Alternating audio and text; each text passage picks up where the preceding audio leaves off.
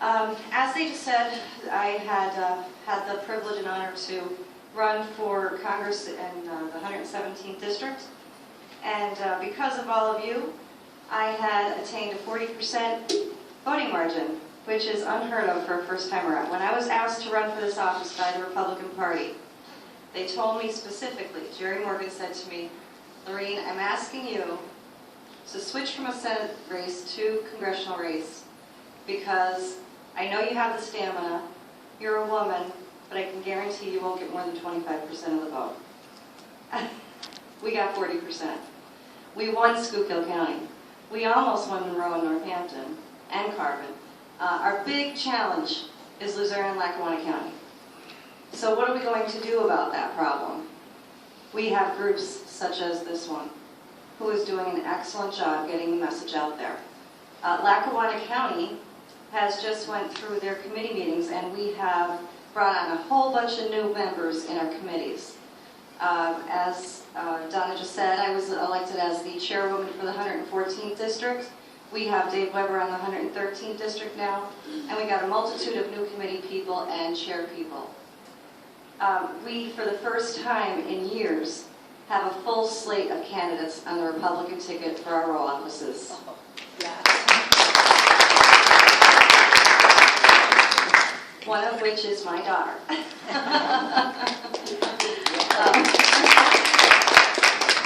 And people are worried about what I hear is when they say, I don't want to run for office because my life, I don't have the money, and they bring out all this stuff about your life, and it's just too hard. Well, for money, I can say to you, I had $0 to run for Congress, and I got 107,000 votes. That's huge. So it doesn't depend on money. It's the message. And that seems to be where the Republican Party always tends to have a problem getting that message out. So what is our message as Republican women? Republican women are not told that they are to be pregnant and barefoot in their kitchens and homes. Republican women stand on principle. We love liberty and freedom. We love the choice to go to work or to stay home. We love the choice to have our kids in public school or to homeschool. We love the choice to make sure that we believe that marriage should remain between one man and one woman. Unlike our liberal friends who support people like Kermit Gosnell, who is a pro-abortionist and just was caught in Philadelphia over the past 3 years. They've been bringing up charges on him. Has anybody been following this? Yes. Good, because the media is not reporting it. It should be the front page news. This man is a murderer, and we've had reports where the janitors were going in there, and they said that it was the brother-in-law of this guy. He couldn't even work for him anymore because the toilets were filled with body parts, clogging up the sewer system.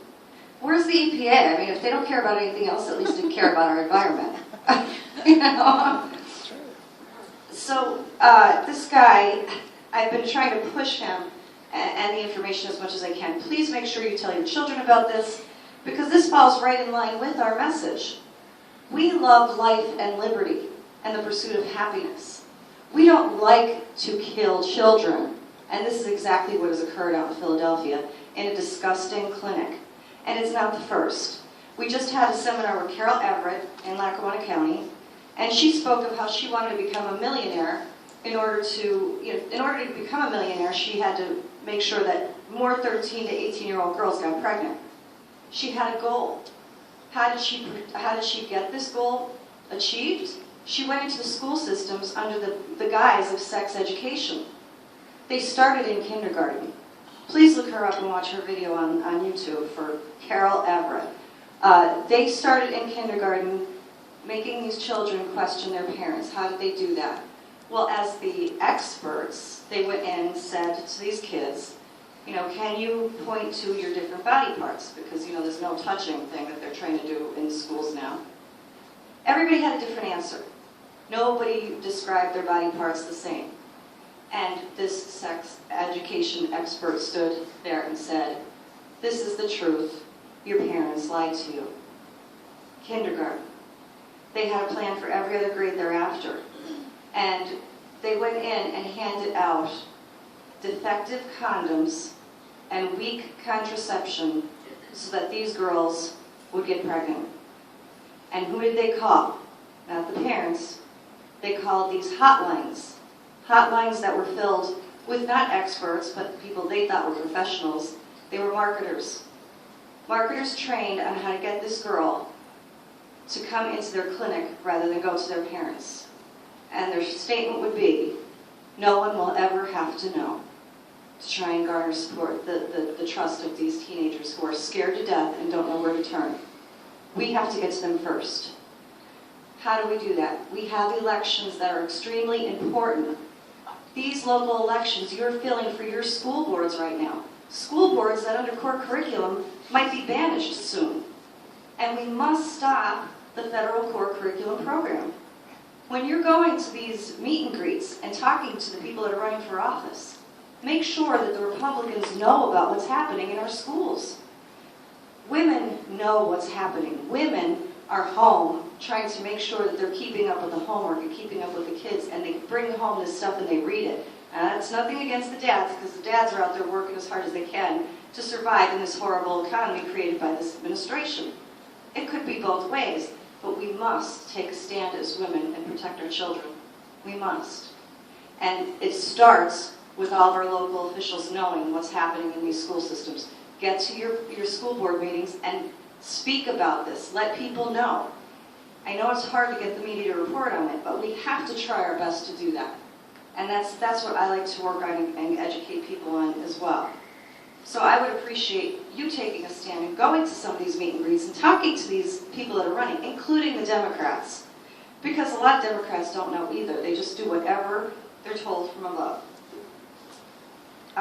With this core curriculum, I can't encourage you enough to get educated on this if you're not already. One gentleman said that he found a note in his daughter or son's backpack. And on that note it said something to the effect of, I will give up some freedoms for safety. Something, not exactly those words, but that was the premise, that these kids were writing sentence after sentence, the same sentence, I will give up some of my freedoms for safety. Now, I know a lot of people will not agree with me in Boston on what happened in Boston, but as far as I'm concerned, we just witnessed the biggest atrocity ever in American history, where we ended up with a police state in over 6 cities in Boston. This 19-year-old kid was found in a boat, reported by a gentleman who owned it. But yet police were going from home to home, and they were ordered to stay in their homes, and they were told, do not open your door unless a police officer comes to your door. And they were allowed to go through all these houses. They had a countdown of all the houses being searched. I just don't agree with that. I think that's completely wrong. I've never seen anything like it. And this goes along with that sentence. I will give up some of my freedoms for safety. I hope it's not a short conditioning of the American people to give up a little more of their freedoms for a little more security. I would prefer to have my own armor and my own handgun in my home to protect my own family. When that cop comes to my door, tell him, no, there's nobody in my house, sorry, you don't need to be here. But if one person out there in Boston did that, I hate to see what would have happened. Although they didn't, but I wish someone did so we could have found out.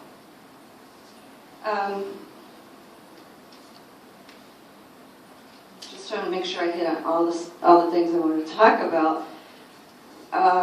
Conditioning. Yeah. And then the elections. If you know people that are in your neighborhood, the way we're setting it up out in Lackawanna County is going door to door for the campaign, finding new people to run, finding new people to get involved in the Republican Party, and we're setting up block captains in every neighborhood so that we have people that are in charge of specific areas. So in my Ward 3, I'm the committee woman for Ward 3. So when I'm going door to door with all the Republicans that are in my ward, I'm asking them, can you take the responsibility of being a block captain in this area so that I don't have to call all these people all the time, because I just can't. There's just too many to watch over. And people are stepping up and doing it because they're worried about where the direction of this country is going. And I think that this administration was probably the best thing that could have happened to our country, because now we see exactly what would happen if, for God forbid, a tyrannical government came in and tried to take over and take away our freedoms. So I am so happy to see that the Republicans are getting involved, more and more kids are getting involved, the youth are getting involved, and I think we're going to do great in these local elections come November and thereafter, and I thank you also very much for all your support and for everything that you do in the name of liberty. Thank you so much.